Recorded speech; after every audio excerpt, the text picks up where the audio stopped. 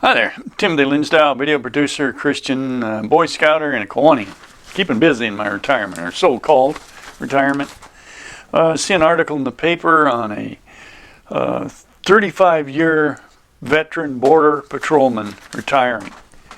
And my question is, are the Border Patrolmen as uncaring as the media may make them out to be?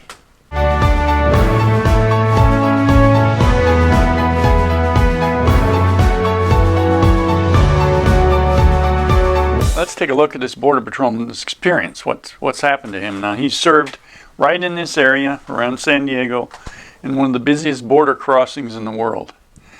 Having lived here for nearly 40 years myself, only a couple miles from the border, I've seen a lot myself. Well, let's see what some of his thoughts are and experiences. One of the very first things that happens to him is he's out of the academy, getting ready to go into the field, and him and his partner are directed to a specific area around Otay Mountain. Now, Otay Mountain is only a few miles from me, and I've made a video on that mountain and its story and with the Border Patrol, what that's all about. So I've had some experience with them. Well, he gets out there and discovers they see somebody laying out there in the field, and he thinks, does that guy think he's hiding from us? They get up closer. He says, my hair begins to stand up on the back of my neck because I think something bad happened here. They get up there, and sure enough, somebody had driven this fellow across the border from Mexico, executed him in the field for, who knows, bandits, drugs, drug wars. I have relatives and friends who have lost people in Mexico to the cartel. It can be a wicked world, especially on the border. He said, the Border Patrolman said he's watched terrain transform into one of the fences, roads, and surveillance cameras and sensors that have been added to protect our border, and that the biggest change began in Operation Gatekeeper back in the 90s. And it was a major change because the neighborhoods close to the border had illegal immigrants in there, in your yard, all over, some theft, people being killed on the freeway, running across the freeway. It's a very dangerous thing to do anywhere near the freeway, and very sad stories about such things. As he said, people would pile up right on the fence of the border at one time and wait till dark, and then they'd all come piling over. Very risky, sad state of affairs. He said he's seen migration patterns turn from single Mexican men to unaccompanied children and asylum-seeking families. I've done reports on what's happened in this last year with the caravans from Central America, the cartel also getting involved in that. The cartels are some pretty wicked people in there, and but they're amazing, I hate to say it, entrepreneurs. Any opportunity they see to make money, they make it. They created these travel systems to bring people to the border in buses because these people would give them a lot of money. These poor folks, it happens all the time. Recently, people were dying in the culverts across the border during the heavy rainstorms, trying to cross over, and they were being charged by some group to do that. It's an amazing thing to see. Speaking of this agent, he's had 35 years experience down here. He said most retire after 20, 25 years. Now, I know personally 2 customs agents, now that they're all in the same agency, but different factions of it. And they're burned out.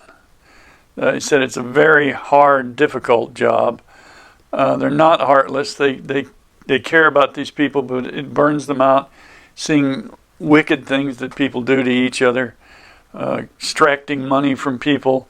As he speaks in his story here, when I was doing that film on Otay Mountain, rode with Border Patrolmen, they told me about the bandits that were on the border preying on these poor people, trying to get across to try to make something of their lives.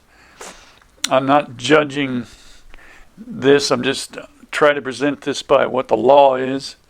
But these bandits would prey on these poor people coming in here. I mean, it was murder and rape and theft of the worst kind. And the Border Patrolmen are not only involved in defending the border and controlling who comes across the border, but they became rescuers. One of the best rescue teams and systems in the world is in the Border Patrol, because they've had so much experience rescuing and helping people to survive. They get caught by bandits or wounded or weather or geographical environment they're trying to cross in. And the Border Patrol are dealing with that every day of the week. One of the main things that happened in Operation Gatekeeper is when they put up larger fences, double fences, much more patrolmen patrolling the area. This area, not too far from me, is probably one of the most patrolled law enforcement pieces of real estate in the world. I mean, just constant. But I go down there quite a bit, talk to the Border Patrolmen. They're always friendly and talk to me. And in fact, they have sensors along the border. If you're by yourself wandering through the brush there, a lot of times the Border Patrolmen will come by and see what's going on. And as soon as they see me, they pretty well can recognize me from I have my hiking gear on and have a camera or something, and they might say a few words and hello and goodbye. But they're not only looking at who's coming across that border, but they're also checking who somebody needs help, because there's people hurt all the time. So it's changed quite a bit.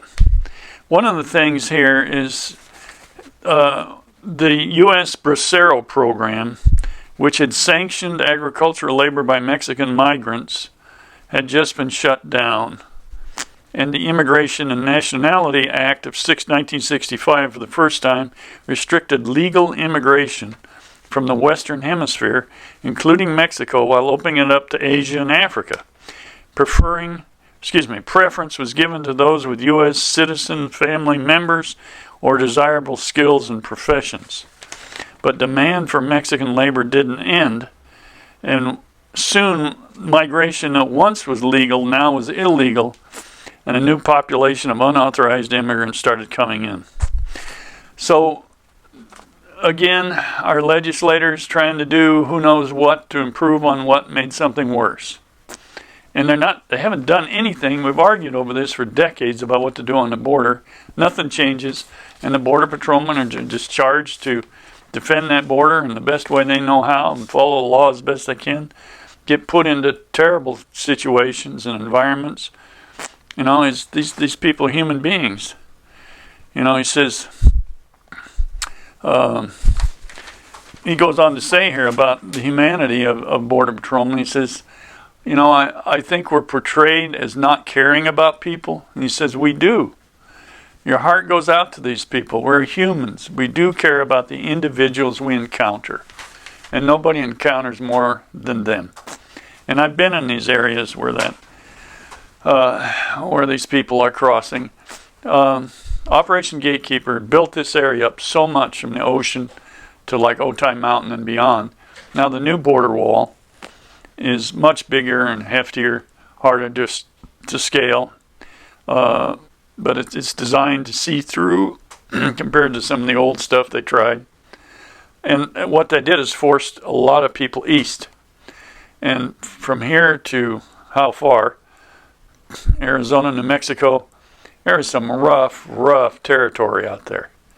And desert, rattlesnakes, all kinds of things, let alone the human preying on through the bandits. It's a real shame, but it pushed it all east and changed the demographic of who's coming across and what happens to people. There's organizations been started, like I think are called Border Angels, and they leave water for people here and there, and they're activists and that kind of thing. And so it changed things, made things more difficult, but by passing that law, ending the Bracero program, created a problem. And it becomes a political football that we toss back and forth.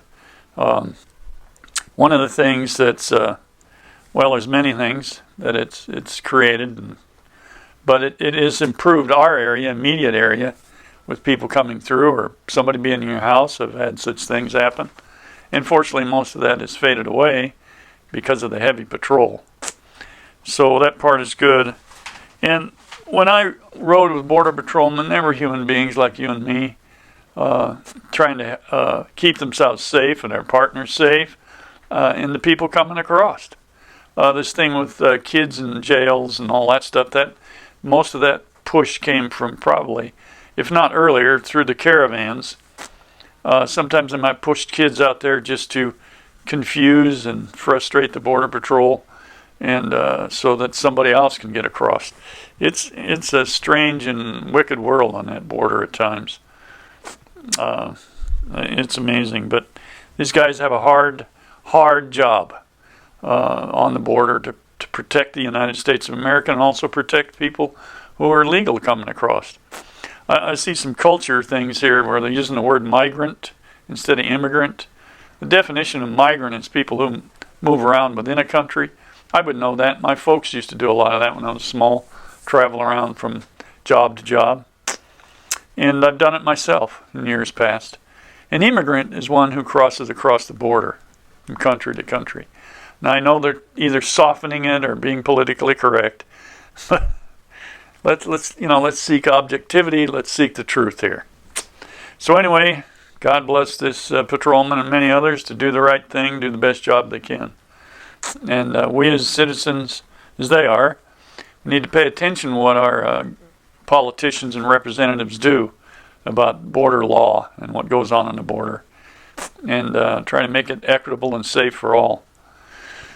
Okay, well, there you go, and that's that story for today. Like and comment on my videos, subscribe to my channel, that would be terrific. Now, pay attention to what's going on, get out there and make it a great day.